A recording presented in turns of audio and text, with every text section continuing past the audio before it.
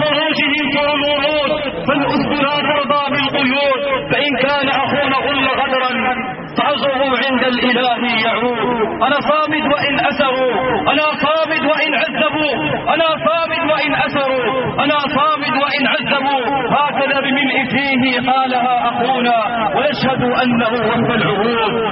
أنا صامد وإن أسروا، أنا صامد وإن عذبوا، هكذا بملء فيه قالها أخونا ونشهد أنه وفى العهود. أما ذاك القسم المزلزل ما زال يدوي بآذاننا كما الرعود. لم يرهبه قيد ولا سجن، فهو ثابت صادق الوعود. لسان حاله يقول كن أيها السجن كيف شئت فقد وطنت للسجن نفس معترفي، فإن تكن سكناي فيك منقصة لم يكن الضر ساكن الصدف.